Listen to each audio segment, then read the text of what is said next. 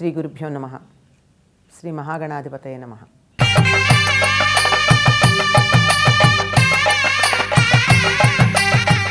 రకరకాల పోకడలు లోకంలో ఎక్కువైపోయాయి.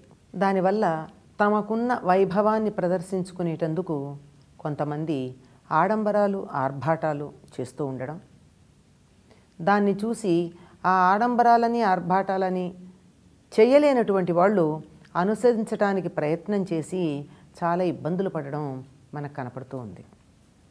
ఏదైనా సరే ఒక వ్రతం చేసినప్పుడు చిట్ట చివరిలో ఒక మాట చెప్తారు, తమ విభవం కొలది అంటారు. అంటే తమకి వైభవం ఎంత ఉందో, సంపద ఎంత ఉందో దాన్ని అనుసరించి చేయాలే తప్ప తలకు మించిన భారం ఎత్తుకోకూడదు పూజల విషయంలో కూడా అని మనకి సంప్రదాయం చెప్తూ ఉంది. అందుకే సత్యనారాయణ వ్రతం చేసేటప్పుడు ఏం చెప్తారు, బంగారం కానీ వెండి కానీ మట్టి కానీ అది కాకపోతే పసుపుతో కానీ ప్రతిమని చేసి అక్కడ పెట్టుకుని పూజ చేయండి అన్నారు. బంగారపు ప్రతిమతో పూజ చేసిన వాళ్ళకి ఎక్కువ ఫలితం, పసుపు ముద్దతో చేసినటువంటి వాళ్ళకి తక్కువ ఫలితం అని ఎక్కడా లేదు. భక్తి ప్రధానం. అలాగే ఇంటికి వచ్చినటువంటి ముత్తైదులకి తాంబూలం ఇచ్చేటప్పుడు, అంటే మామూలుగా వచ్చినప్పుడు కాదు, వరలక్ష్మి వ్రతము, మంగళగౌరీ వ్రతము, లేకపోతే ఇంట్లో ఏదో శుభకార్యము, ఏదో ఒక వేడుకో చేసుకుని వచ్చినటువంటి వాళ్ళకి తాంబూలం తప్పనిసరిగా ఇవ్వాలి గనక ఆ ఇచ్చేటప్పుడు తమకి ధనం ఉంది అని ఆర్భాటంగా ఆడంబరాన్ని ప్రదర్శించుకునేటందుకు కొంతమంది చాలా విలువైనటువంటి వస్తువులని తాంబూలంలో పెట్టిస్తూ ఉంటారు. ఇది చూసి మిగిలినటువంటి వాళ్ళు పులిని చూసి నక్క అన్నట్టుగా అనుసరించే ప్రయత్నం చేసి ఇబ్బందులు పడుతుంటారు. కానీ తాంబూలంలో ప్రధానమైనది ఏమిటి అంటే ఆకు, ఒక్క, పండు. ఇది ప్రధానం. దానితో పాటుగా ఉండవలసింది దక్షిణ. ఏది ఇచ్చినా దక్షిణ ప్రధానం. ఎందుకని ఇవి ప్రధానంగా ఉంటాయంటే ముఖ్యంగా స్త్రీల విషయానికి వచ్చేటప్పుడు తాంబూలం ఇచ్చి తీరాలి అని చెప్పారు. కారణం ఏమిటంటే ఆకులేమో సూర్యుడికి సంబంధించినవి, సున్నం చంద్రుడికి సంబంధించింది, వక్కలు కుజుడికి సంబంధించినవి. ఈ శ్రావణ మాసంలో వచ్చేటటువంటి మంగళవారాలు కానీ శుక్రవారాలు కానీ తాంబూలంలో శనగలు ఇస్తారు, నానబెట్టిన శనగలు. నానబెట్టడానికి కారణం ఏమిటంటే శనగలకి పసుపు వేసిన నీళ్లల్లో నానబెట్టాలి, మామూలుగా కాదు. ఈ రెండూ కూడా గురుగ్రహానికి చెందినవి. నలుగురు అనుగ్రహం కావాలంటే సూర్యుడు, చంద్రుడు, కుజుడు, తరువాత గురుడు, ఈ నలుగురు అనుగ్రహం కావాలంటే వీరికి సంబంధించినటువంటి వస్తువులని తగిన వారికి ఇవ్వడమే, దానం ఇవ్వడమే ప్రధానం.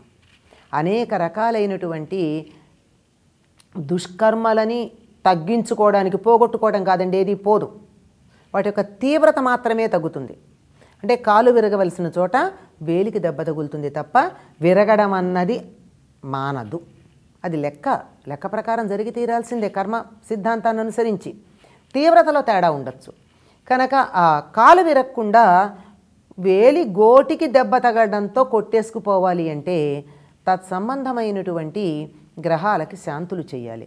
ఆ శాంతులు ఎక్కడ చేస్తామండి మనం అంత గొప్పగా? వాళ్ళని శాంతింపజేసే పద్ధతుల్లో ఒకానొకటి ఏమిటంటే దానం, వారికి సంబంధించిన వస్తువులు. కనుక తాంబూలం ఇవ్వడం ద్వారా శ్రావణ మాసంలో స్త్రీలకి సంబంధించి సౌభాగ్యము, సంతానము ఈ రెండూ కదా. స్త్రీలు ఏ వ్రతం చేసినా కోరుకునేది. గమ్మత్తు ఏమిటంటే ఇన్ని వ్రతాలు చేస్తారు కానీ ఆడవాళ్ళు ఏది కూడా నాకిది కావాలని అడగరండి. భర్త ఎక్కువ కావాలని బతుకుండాలని కోరతారు, పిల్లలు బాగుండాలని కోరతారే కానీ నేను ఎక్కువ కాలం జీవించి ఉండాలి, నాకు ఆస్తి కావాలని కోరుకుని చేసిన వ్రతం ఏదన్నా ఒక్కటి ఉందేమో చూపించండి. లేదు. వాళ్ళు కోరేదేమిటి? భర్త, కుటుంబము, పిల్లలు, వీళ్ళ క్షేమం. వీళ్ళు క్షేమంగా ఉండాలి అని దానికి సంబంధించినటువంటివి దానం చేయడం. కుజుడు సంతానానికి సంబంధించి మంచి బాగోగులు చూసేవాడు గనక పక్కలు, ఆరోగ్యంగా ఉండాలి గనక ఆకులు, సూర్యుడికి సంబంధించి ఆరోగ్యం భాస్కరాది ఇచ్చేతని కదా. మనఃకారకుడైనటువంటి చంద్రుడి వల్ల మనస్సే కాదండి, స్త్రీల ఆరోగ్యం అంతా చంద్రుడి చేతుల్లోనే ఉంది. ఇది అందరికీ తెలుసు. కనుక అది చక్కగా ఉండడానికి అది గురువు యొక్క అనుగ్రహం ఉండాలని పసుపు నీళ్లల్లో నానబెట్టిన శనగలు దానం ఇవ్వడం అది ముత్తైదువులకి గౌరవ పురస్సరంగా ఇవ్వడం ప్రధానంగా కనపడుతుంది. ఆకులు, వక్కలు, ఈ శనగలు పుచ్చుకునే వాళ్ళ మీద గౌరవం ప్రదర్శించడానికి గతిలేక తీసుకోవటం లేదు, నన్ను అనుగ్రహించటానికి తీసుకుంటున్నారని వాళ్ళ మీద గౌరవం ప్రదర్శించడానికి అందులో దక్షిణ అంటే దాక్షిణ్యానికి సంకేతం పెట్టి ఇవ్వడం సంప్రదాయం. విభవం కొద్దీ చెయ్యమన్నారు కదా అని చెప్పి అలా ముత్తైదువుకి ఇవ్వవలసినటువంటి వస్తువుల్లో 5వ తనానికి సంబంధించినటువంటివి చాలా ఉన్నాయనుకోండి. పసుపు కుంకుమ ఎలాగూ ఇచ్చి ఉంటారు, నల్ల పూసలు లాంటివి ఇస్తూ ఉంటారు. ఇవి కాక వస్త్రం, చేత అయినటువంటి వాళ్ళు, సమర్థత ఉన్నవాళ్ళు రవికెల బట్టలు ఇస్తూ ఉంటారు. ఇంకా ధనవంతులైన వాళ్ళు చీరలు ఇస్తూ ఉంటారు. నాకు అంతటా ధనం లేదు అనుకున్నప్పుడు ఇవి ఇవ్వకపోతే వచ్చే నష్టం లేదు. ఆకు, ఒక్క, శనగలు అందరూ ఇవ్వగలిగినటువంటి స్థాయిలోనే ఉంటారు. ఈ మాత్రం లేని వాళ్ళు ఎవరు ఉండరండి. ఇంటికి వచ్చిన వాళ్ళకి బొట్టు పెట్టడానికి కుంకుమ, కాలికి రాయడానికి పసుపు, మెడకి పుయ్యడానికి గంధము, ఆకు, ఒక్క, పండు అందుబాటులోనే ఉంటాయి. అందుబాటు ధరల్లో కూడా ఉంటాయి. ఇంతవరకు ప్రధానం. కానీ ఈ మధ్యకాలంలో స్టెయిన్లెస్ స్టీల్ సామాన్లు ఇవ్వడం కనపడుతుంది. ఇది ఎంత మాత్రం తగదని శాస్త్రం తెలిసినటువంటి పెద్దలు చెప్పే మాట. స్టీలు, ఇనుము, ఇనప వస్తువులు దానం ఇస్తే పర్వాలేదు కానీ పుచ్చుకునే వాళ్ళకి అంత క్షేమం కాదు. అందువల్ల చాలామంది స్టీల్ సామాన్ ఇస్తే తీసుకోరు. ఈ రోజుల్లో దాన్ని కూడా మనం పక్కకు పెట్టి దాంట్లో అనేక రకాలైన ఇతర ధాతువులు కలిసాయి కనుక పర్వాలేదు అనుకుంటున్నాం. కానీ అది వారి వారి మనసుకు నచ్చ చెప్పుకోవడాల మీద ఆధారపడిందే కానీ శాస్త్ర ప్రకారం అయితే స్టీలు సామాన్లు తాంబూలాల్లో పెట్టి ఇవ్వకూడదు. లేదా తాంబూలం పెట్టే పళ్ళెం ఇచ్చి ఈ పళ్ళెం తీసుకెళ్ళండి అంటే తాంబూలం దానంగా తీసుకుని దాన్ని సరదాగా పట్టుకెళ్ళచ్చు. ధనవంతులైన వాళ్ళు పూర్వకాలంలో వెండి, బంగారు వస్తువులను ఇస్తూ ఉండేవాళ్ళు.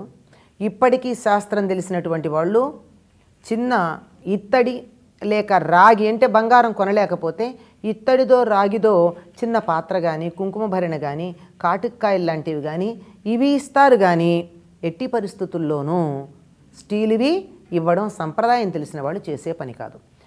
రవికెల బట్ట పెట్టకపోతే తప్పు లేదు, కానీ స్టీలు పెడితే మాత్రం దోషమని శాస్త్రం తెలిసిన పెద్దలు చెప్తూ ఉంటారు.